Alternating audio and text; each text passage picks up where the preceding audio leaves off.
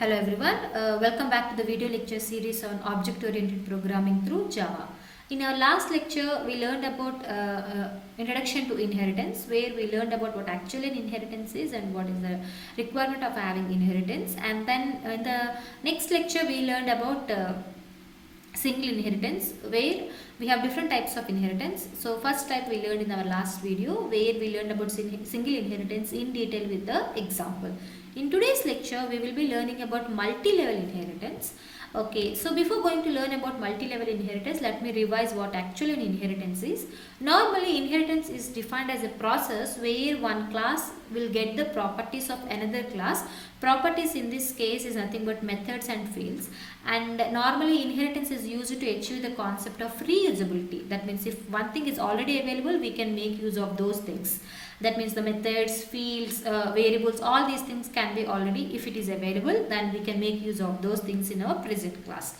Okay, to achieve this one, we can use two keywords. One is extends keyword and the other one is implements keyword. Now extend keyword work with the class, and implements keywords work if you want to get the properties of interface. But as we are now not concentrating on this interface concept, we are simply concentrating on the extending the features of a class. So these examples, whatever we are learning, or what types we are learning about single inheritance in the last class, and this video about multi-level inheritance, all talks about your extends keyword only. In future classes, we will be learning about this interface, how to implement the properties, all these things we'll learn in the future classes. Right, and then the class whose properties we are extending is referred as a superclass, base class, or a parent class, and the class whichever extends the properties is referred as your subclass or derived class or a child class. And in our introduction class of inheritance, I already told you how to define a subclass to get the properties of all those things. Okay, and today we will be learning in detail about the multi-level inheritance type, where multi-level inheritance can be represented diagrammatically like this, where we will be having, like, to show multi-level I have taken 3 classes. You can have more than 3, but if it is of only 2 level, that is represented as a single level. But if you want to have multi-level, it can be shown by more than 2 classes. Now here what happens, class B acquires the properties of A, class A acquires the properties of B, and in turn A also. Here we are showing A and B as classes, and here we are representing with dashed line. It is nothing but A and B both are interfaces. So let us not learn about this one. We learn about this extends keyword and multi-level inheritance with extends keyword with an example. Okay, so let us see one example here. I will take one class A, and this class A is consisting of one variable and one method called show ij. If you want to have one more variable also, you can add j, just the method is show ij. Okay, and then I am taking one more class B which is extending class A, and this class B will be having a variable called j, and it is having a method called show j. Okay, that means B can get the properties of A, and also it can get the properties of whatever defined in class B also. Now here we can have one more class. Now class C is extending this B. What do you mean by this one? Now C can get the properties of B, and B is extending A, so C can get the properties of A also. So C and along with these two things, it is having a variable called K, and it is having a method called show. Okay, so this is class C. Now if you create, and it is having one more method called sum method. Observe here, even though ij is not defined in class C, it has only defined K. We are accessing ij, there will not be any problem. Why? Because j is defined in its superclass and I is defined in its super class, so there is no problem for the compiling. Now if you try to create one main method, and in the main method if you are trying to create one object of the C, and if you can assign c.i, c.j and c.k, there is no problem for the compiler. Why? Because we are using multi-level inheritance. So this class acquires the properties of this class, and this class acquires the properties of this class, and in turn it is acquiring the properties of this one. So multi-level we are getting the properties. So we can write c of I, c.i, c.j and c.k, and we can call the sum method like this. Let us run this program and check how it will be working. So let us write down the code first. So what we'll do is, let us write one class A, and in class A I am creating only one variable I. Okay, and in I and along with I am writing one more method called show method, or let us call show I. And in the show method I will be writing system, I just want to display the variable I out dot print ln I equal to, sorry, this is I equal to plus I.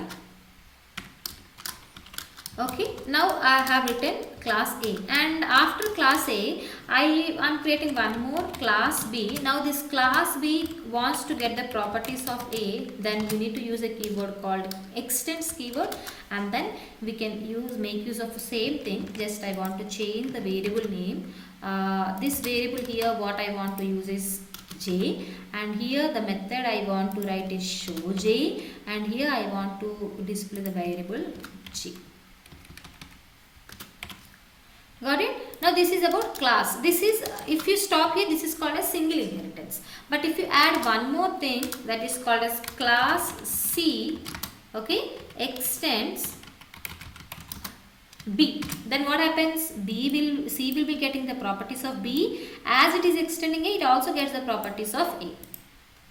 Okay, then let me add the same thing. I want to have a variable called K here, and then show K, and I am displaying the values of K.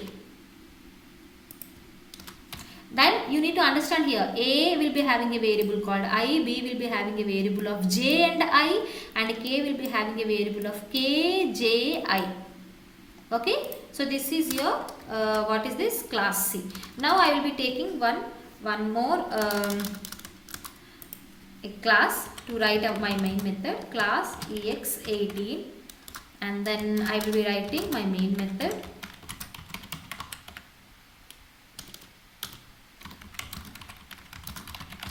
You all clear with this, why we are writing all these things? You already learned about these things in our previous videos. And now I am creating an object, okay, C. Let us call that object name is, for our understanding, OB. Okay, equal to new C. Now using C, I can call, using this OB which is an object of C, I can assign value of I can assign value for J, right, and I can assign value for K. There is no problem in this. And you can write OB dot I am trying to use this show I method. Why can we use this method? Can we call this method? Yes. Why? Because it extends B and B extends A. So we can write show I. There is no problem in that. And also we can write OB dot show J. Also we can write. Because that method has been defined in our B class, and B is class C extends B class. Okay, and also we can write, obviously show K can also be written by, because it is available in that same class. Okay, so this is how the main method can be written. So show I, show J, show K. Show I is defined in class A, show J is defined in class B, show K is defined in the same class. Okay, so but we are calling using object of class C only. You need to understand that one. Okay, so let us run this program. Before that, let me save this program. So to save this program, we need to write the class name which has the main method, right? And then let us run this program. So to run this program, we need to move to that path where that this file is available, and now we need to write javac ex18.java. Understand here why I have saved it ex18 class name only, because this contains the main method. And if any errors are there, that will be displayed here. If it is coming like this, means there are no errors. So we can write java ex18. So you can check here, we are successful in displaying the I value, J value and K value by simply calling show I method which is available in class A. Observe here, show I method is not available in our class C. but still we are accessing that show I method. Why? Because we are extending already available method. This method is already available here. Simply we can extend that one here by using this extends keyword.